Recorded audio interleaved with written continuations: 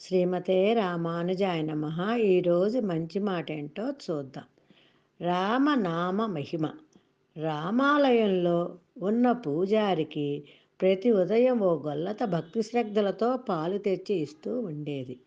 ఓ రోజున ఆమె వేళ తప్పి వచ్చింది. నేడు ఇంత ఆలస్యంగా వచ్చావేమిటి అని అడిగాడతడు. ఏరు దాటి రావాలి కదా బాబుగారు, పడవవాడు ఆలస్యంగా వచ్చాడు, అందుకే ఇంత జాగు అయింది అంది ఆమె. అప్పుడు పూజారి, ఓహో, పడవవాడే వచ్చి ఏరు దాటించాలా ఏమిటి? రామనామం జపిస్తూ దాటి రాలేకపోయావా అన్నాడు పరిహాసంగా.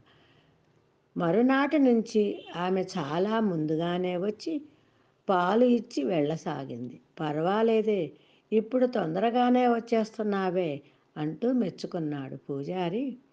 మీరు చెప్పిన ఉపకారమే కదా బాబు, డబ్బు ఖర్చు లేకుండానే ఏరు దాటే ఉపాయం చెప్పారు అంది గొల్లత కృతజ్ఞతాపూర్వకంగా.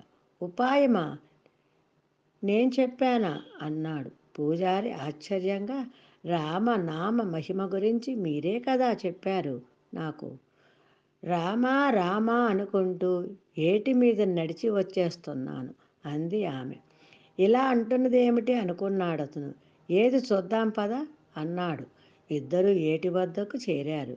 రామ రామ రామ రామ అంటూ గొల్లత ఏట్లో దిగింది. నీటి మీద నడుస్తూ ముందుకు సాగింది. ఏటి మధ్యకు వెళ్ళి తిరిగి చూసింది.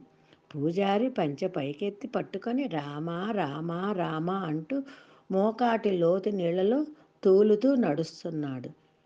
మీ మంత్రంపై మీకే నమ్మకం లేదేంటి బాబు?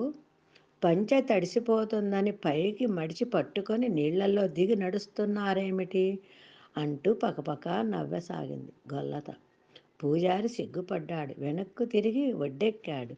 పూజారి గారికి రామనామం ఎంతో మహిమాన్వితమైనదనే విషయం మాత్రమే తెలుసు, కానీ దాని మీద నమ్మకం లేక ఆచరించలేకపోయాడు.